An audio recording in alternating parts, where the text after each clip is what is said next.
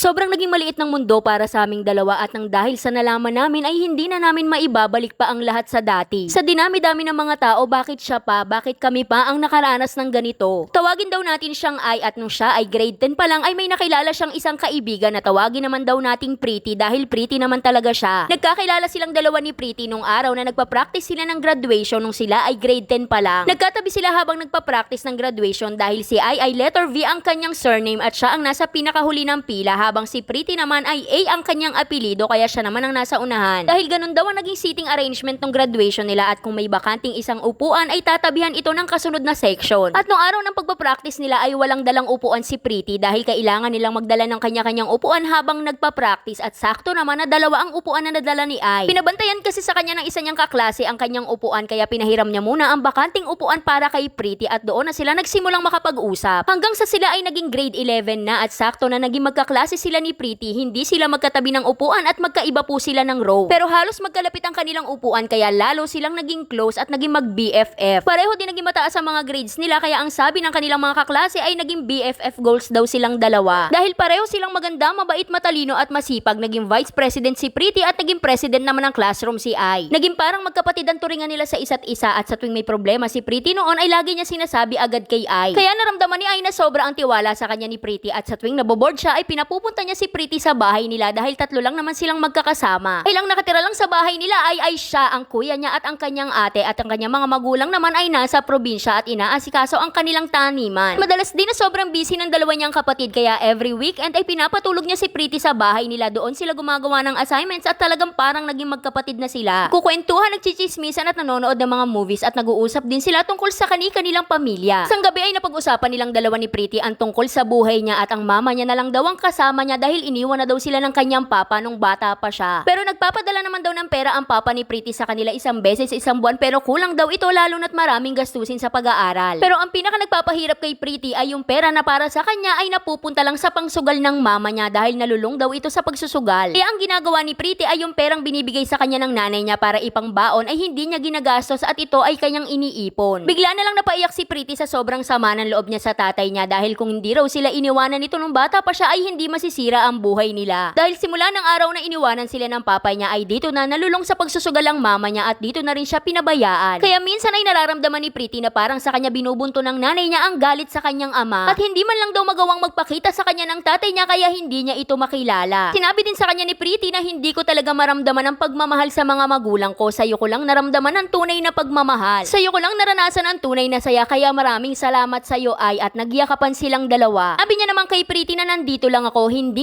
kita pababayaan dahil mahal na mahal kita. Katapos nun ay bigla siyang tinitigan ni Pretty at ngumiti naman siya kay Pretty dahil alam niyang napagaan niya ang loob ni Pretty kahit papano. Nagulat na lang si Ai nang bigla siyang halikan ni Pretty, gusto niya sanang lumayo pero nag-iba ang pakiramdam ng kanyang puso at hinalikan niya rin ito pabalik. Pinto saglit si Pretty at tinanong siya na okay lang ba at sumagot naman ng oo si Ai. Hanggang sa may nangyari na sa kanilang dalawa nung gabi na yon na parang naging sila na pero wala pa rin silang label pero parehas naman nila yung ginusto. Naulit pa na naulit ang ganung pangyayari at sa tuwing may problema ang isa't isa ay nagkikita sila sa kanilang bahay at ginagawa nila ulit yon. Parang ginawa nilang coping mechanism ang ganung pangyayari at ilang buwan lang ang nakalipas, panahon ito ng kanilang bakasyon ay pumanaw ang tatay ni Ai. Sinat niya si Pretty para ibalita ang pangyayari pero hindi siya nag-reply. Gusto sana ni Ai na makiramay sa kanya si Pretty pero hindi siya sinasagot sa lahat ng kanyang mga messages. Sinabi niya rin kay Pretty na pupunta siya ng probinsya dahil doon nakaburo lang kanyang papa pero hindi pa rin nagre-reply sa kanya si Pretty. Hanggang sa nakapunta na sila ng probinsya at dahil wala dong signal ay hindi niya malaman kung nag-message na ba si Pretty sa kanya at sobrang miss na miss niya na. At dito na nangyari ang hindi niya inaasahan. Nasa kwarto siya ng mga oras na yun ang tinawag siya ng kanyang ate dahil may bisita daw siya. Parang naiinis pa nung una si Ai at ang sabi niya sa kanyang isipan ay anong gagawin ko sa mga bisita. Paglabas niya ng kwarto ay nakita niya si Pretty na kasama ang mama niya kaya nagkagulatan silang dalawa. Gulat na lang din si Ai dahil ang sabi ng mama niya sa mama ni Pretty ay ito ang bunso ko, magkaedad lang ata sila ng anak mo. Bigla namang kinausap ng nanay ni Pretty si Ai at ang sabi sa kanya ay ilang taong ka na, itong anak ko ay mag-e-18 na ngayon taon, halos magkaedad lang kayo. Dito na ipinagtapat kay Ai ng kanyang mama na sinabing si Pretty ay anak ng tatay niya sa ibang babae. Sobrang nagulat silang dalawa dahil hindi alam ng mga magulang nila na magkakilala sila at may something pa. Kaya ang tatay na matagal nang kinamumuhian ni Pretty ay walang iba kundi ang tatay din ni Ai. Nag-usap silang dalawa ni Pretty na sila lang ang magkasama, naging awkward ang feelings nila sa isa't isa. Tinanong niya si Pretty bakit hindi mo sinasagot ang mga chats ko at sumagot naman sa kanya na hinampas kasi ni Mama ang cellphone ko sa pader nung nalaman niyang pumanaw na si Papa. Hindi rin masyadong nagsasalita si Pretty no mga oras na yun at nararamdaman naman ni Ai na nasasaktan talaga siya at ganun din naman si Ai. Parang halos hindi nila kayang tignan ng isa't isa at nagtanong na lang si Ai sa kanya na ano na ang plano natin at sumagot naman si Pretty ng hindi ko alam. Nalilito pa rin kasi si Pretty sa mga pangyayari at pagkatapos nun ay sinabi sa kanya ni Pretty na magkakape muna siya mag-isa. Pero pagkatapos nun ay hindi na sila nakapag-usap ulit, halos hindi nila malapitan ng isa't isa hanggang sa araw na inilibing ang kanilang papa ay hindi na sila nakapag-usap. May sabay silang umuwi sa kanilang bahay pero hindi na talaga nila nagawang mag-usap kahit sa loob man lang ng sasakyan. Gustong gusto sana kausapin ni Ai si Pretty pero hindi niya magawang lapitan at kausapin dahil nararamdaman niya na parang iniiwasan na siya ni Pretty. Gusto niya sanang i-chat si Pretty pag uwi nila sa bahay pero hindi niya na ito makita dahil nakablock na rin daw siya sa Messenger. At nung sila ay nag-grade 12 na ay hindi na sila naging magkaklase dahil sinapol na ang klase nila at doon na mas lalong lumayo ang loob nila sa isa't isa. Siguro kung naging magkaklase sana sila ay baka sakaling maayos pa ang kanilang relasyon kahit bilang magkapatid na lang o